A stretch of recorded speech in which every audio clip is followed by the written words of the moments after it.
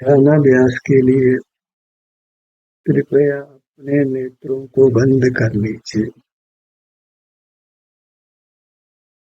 अपना मुख अपनी ओर कीजिए। अपने शरीर का एहसास कीजिए। इतना ही सुखी होने का मार्ग है।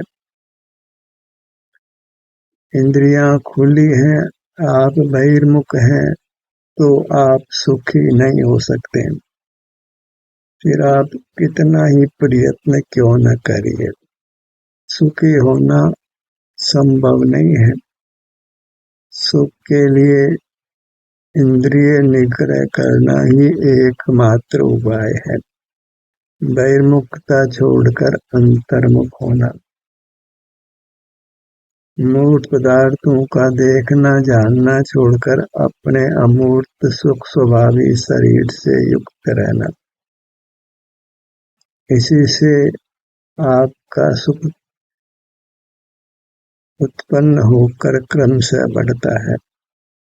जहाँ बहिर्मुखता है वहाँ सुख नहीं है, सुख का भ्रम है, अशुद्धता है, संसार है। बहिर्मुखता को ही अशुद्ध उपयोग कहते हैं और उससे जीव नाना दुख भोगता है, सुख नहीं पाता है। सुख के लिए अपना मुख अपनी ओर करना है, वही शुद्ध उपयोग है। उसी से जीव सुख पाता है, वही मोक्ष का मार्ग है। अपना मुख अपनी ओर करके सुख उत्पन्न होता है, क्रम से बढ़ता हुआ पूर्ण होता है। पर जहाँ बहिर्मुखता है वहाँ तो सुख का प्रारंभ ही नहीं है, दुख का ही अनुभव है। मार्ग इतना ही है कि हम अपना मुख अपनी ओर रखें, जगत की ओर नहीं रखें।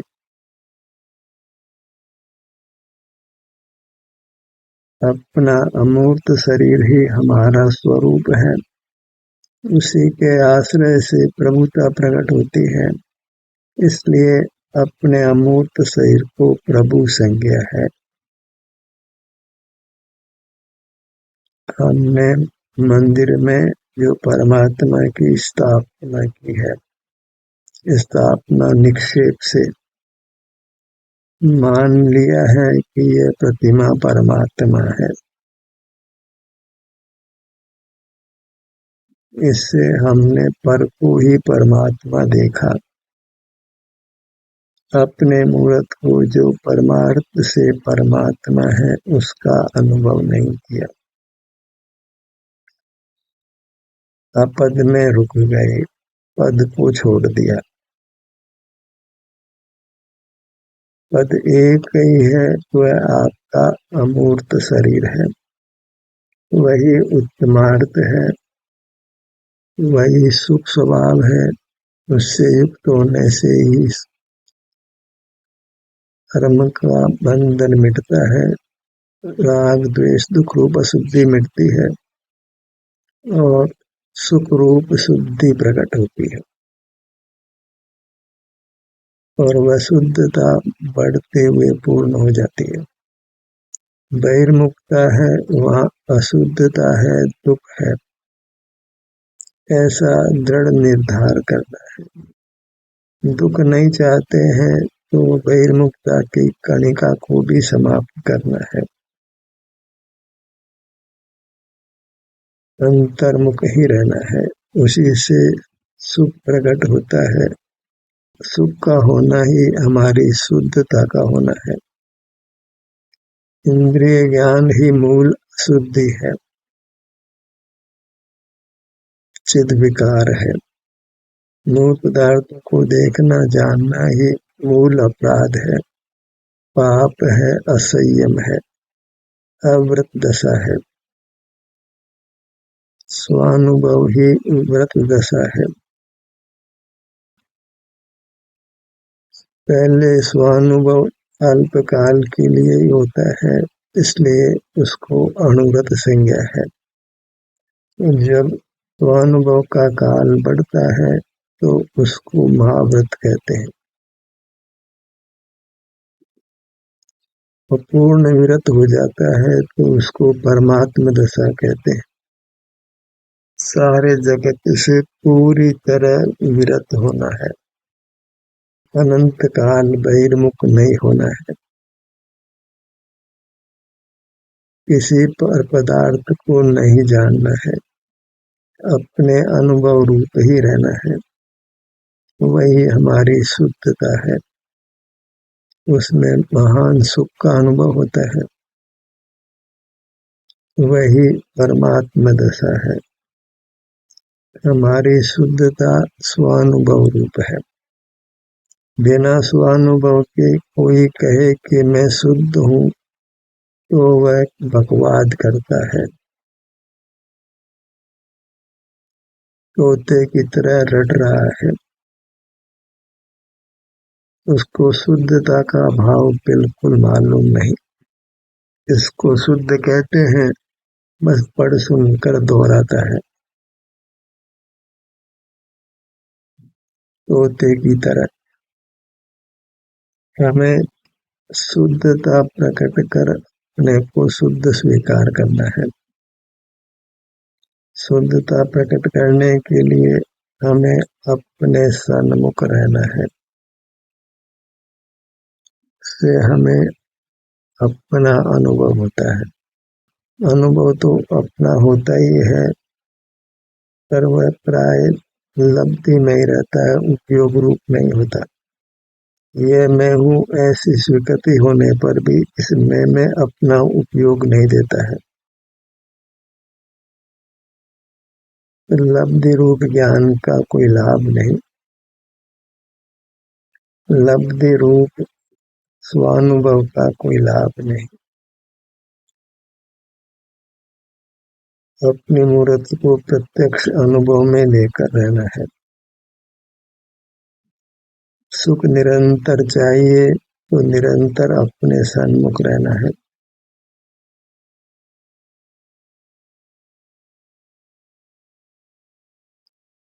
एक पल की बहिर्मुखता भी सुख को रोकती है, वह अशुद्धता है। एक भी पदार्थ ज्ञान का ज्ञेय बनता है तो हम शुद्ध नहीं है। क्षण मात्र को भी पर पदार्थ ज्ञान का विषय बनता है तो उस काल हम अशुद्ध हैं, चारित्रहीन है, असहमी है। और वह सदाचार नहीं है, कदाचार है। वह आराधना नहीं है, वह अपराध है। वह स्वरूप से युक्तता नहीं है, वह स्वरूप से च्युति है। वह वीतरागता नहीं है, वह राग द्वेष मोह का परिणाम है। वह निराकुलता नहीं है, निरंतर आकुलता है। वह मोक्ष मार्ग नहीं है, संसार मार्ग है। बहिर्मुखता को मूल से ही मिटाना है, तभी शुद्धता व्यक्त हो सकती है, सुख व्यक्त हो सकता है। जहाँ बहिर्मुखता है वहाँ दुख है। हमें बहिर्मुखता से ही निवृत्त होना है।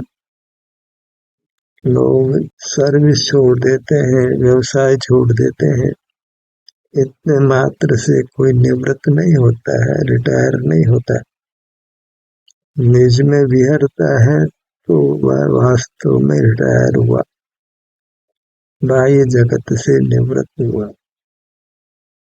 निवृत्ति लेना है निज में वृत्ति के लिए, निज को पहचान कर निज के सन्मुख रहकर होने वाली पवित्र सुख दशा को भोगना है।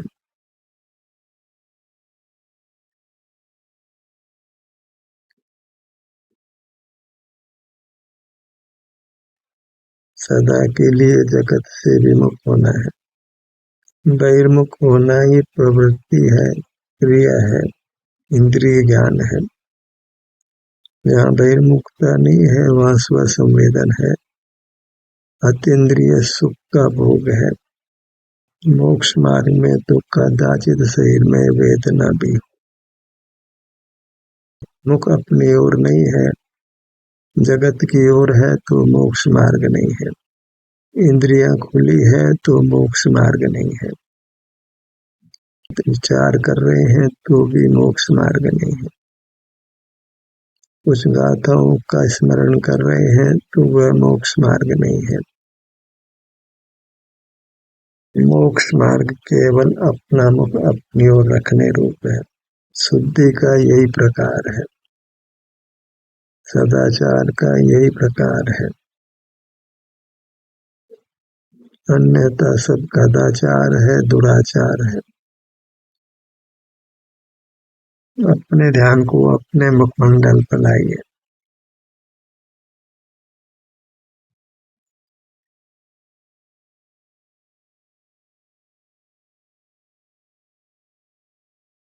बिना अपनी ओर मुख यही जो ये बोलते हैं, मानते हैं कि मैं शुद्ध हूँ, तो वे कुछ भी द्रव्य का स्वरूप नहीं जानते हैं, मोक्ष मार्ग का स्वरूप भी नहीं जानते हैं।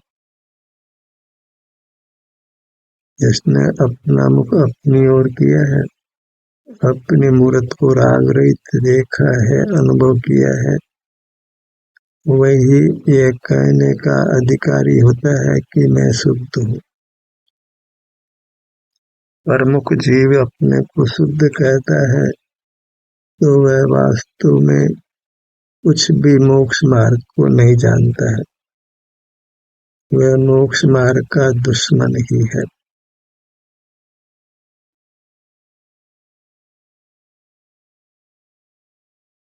अपनी परिणति अशुद्ध होने पर भी अपने को शुद्ध मानता है तो सरासर अज्ञानी है।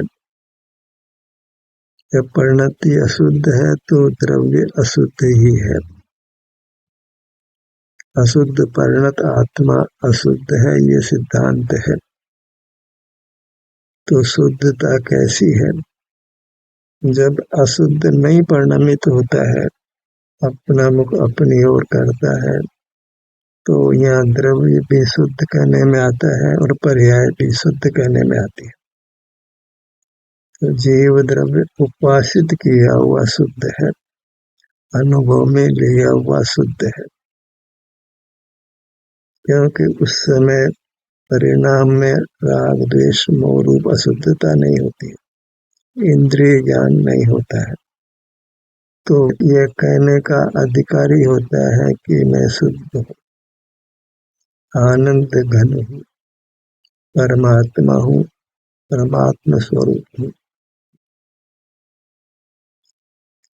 पूरे ऊंचे ऊंचे बोलने से कोई शुद्धता नहीं आती है।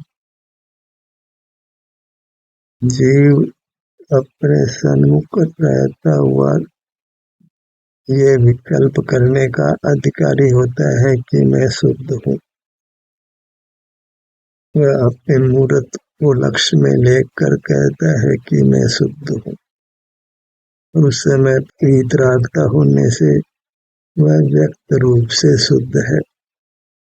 वीतराग होना ही मूल शुद्धता है। जहाँ वीतराग हुआ फिर मुक्ति दूर नहीं है। अंतर लक्ष्य करके जो वीतरागता प्रकट होती है, तो वह ये कहने का अधिकारी होता है कि मैं वीतरागी हूँ, मैं शुद्ध हूँ, मैं परम ब्रह्म हूँ, मंगल हूँ, उत्तम हूँ और शरणभूत हूँ। अपने सिर के भाग पर अब ध्यान को लाइए।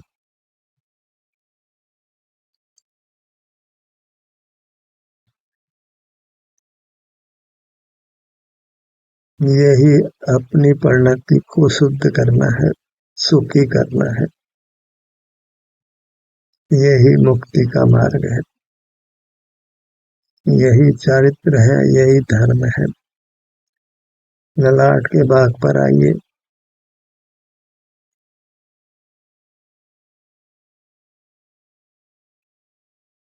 इतना सा काम शुद्धता कहलाता है। अपना ध्यान अपने से के किसी भाग पर आए,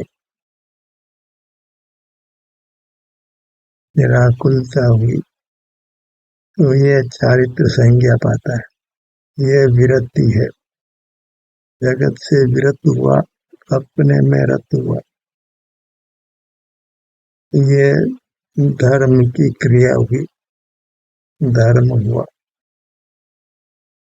अन्य कोई भी क्रिया हो वह धर्म नाम नहीं पा सकती, वह सब अधर्म ही है। दोनों गुणों के मध्य भाग पर आइए।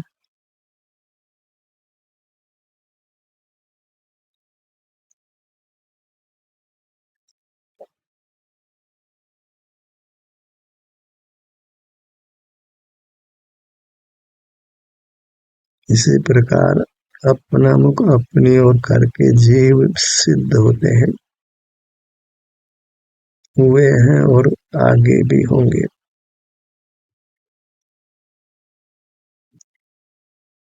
बायां नेत्र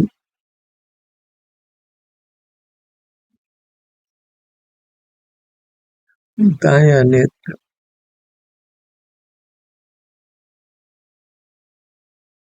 इसी को ध्यान संज्ञा है, तप संज्ञा है।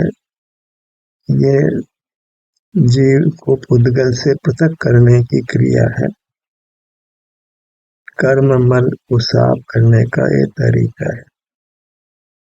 अनुभव को ही साबुन संज्ञा है, अर्थात जैसे गंदे वस्त्र को साबुन से साफ करते हैं, ऐसे अनुभव रूपी साबुन से अपनी परिणति को शुद्ध करते हैं,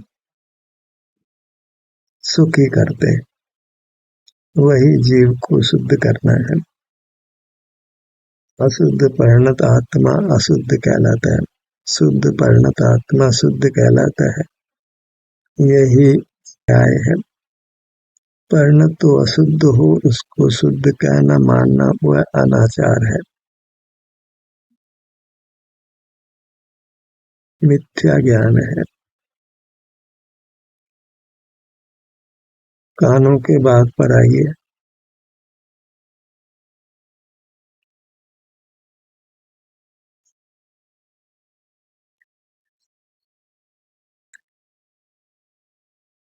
बायां कान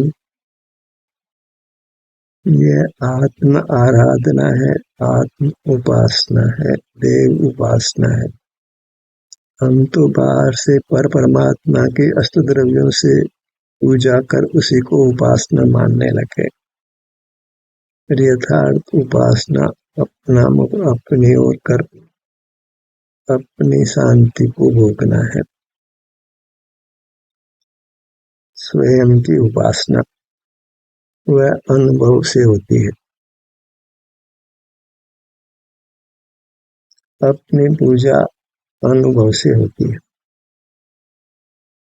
अपनी पूजा ही परमात्मा की पूजा है। तो अन्य परमात्मा तो हमारे ज्ञान का विषय बन ही नहीं सकते।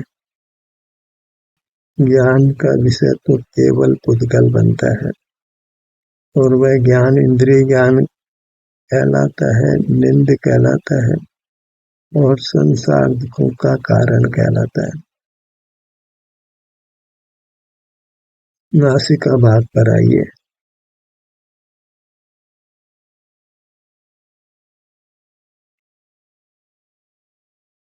बायां नथुना दायां नथुना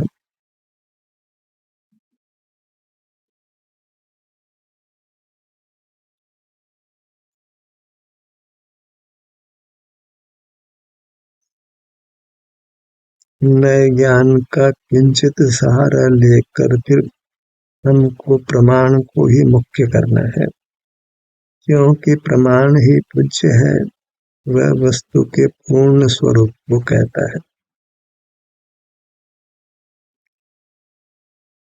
अपने को वास्तु और वृत्ति रूप देखना, अपना निज विस्तार भी है और वहाँ शांति का अनुभव भी है। इतना शुद्ध आत्मा का स्वरूप है। अपना अनुभव किए बिना बिना परिणति में शुद्धता प्रकट किए मैं शुद्धात्मा हूँ, यह कहना केवल कोलाहल है, आत्म प्रवंचना है।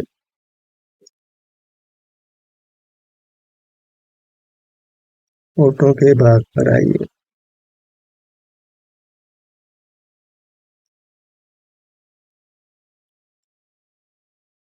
गर्म पानी को ठंडा मानकर हम हाथ भी जलाने वाले हैं।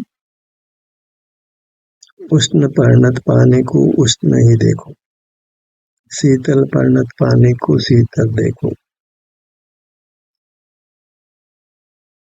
पर्याय युक्त द्रव्य का ही व्यवहार होता है, बिना पर्याय के द्रव्य के साथ व्यवहार नहीं हो सकता है।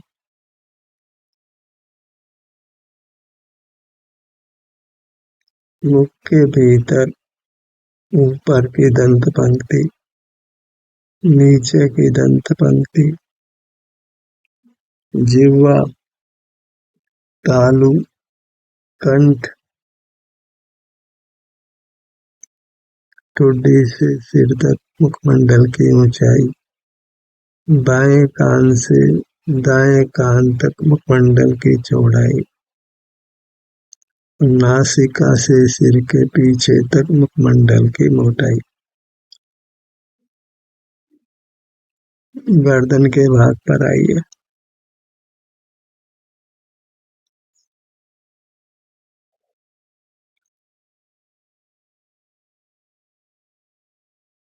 सीने का भाग,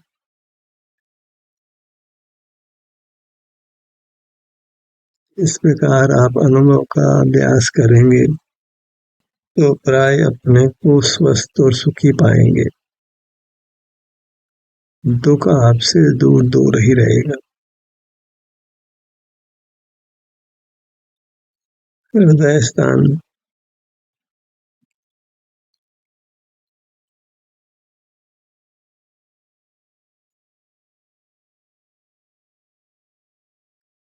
पेट,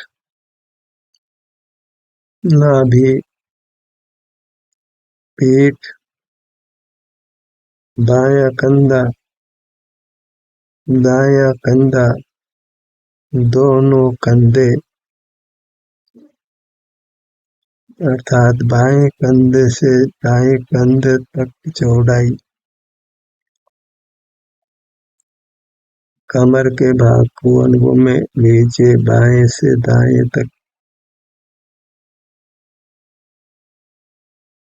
धड़ भाग को आगे से पीछे तक अनुभव में लीजिए।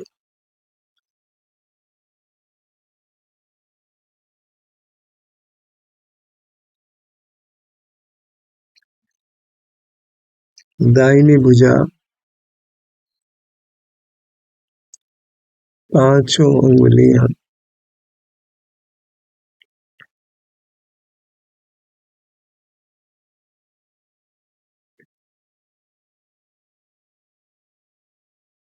शत% सुख हमको अपने आभ्यंतर अमूर्त शरीर से ही मिलना है।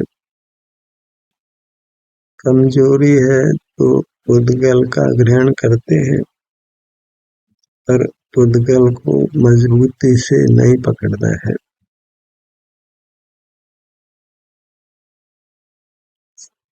शीघ्र ही पुद्गल को छोड़ सकें, ऐसा ही पुद्गल को ग्रहण करना है।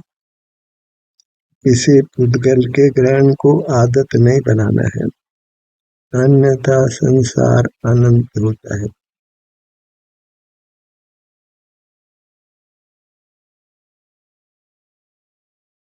दोनों भुजाएं एक साथ अनुभव में लीजिए। दाहिना पैर, पगतली, बायां पैर, पगतली, दोनों पैर, अपनी पूरी मूरत, अपनी मूरत ही स्वसंवेदन से ग्राह्य है।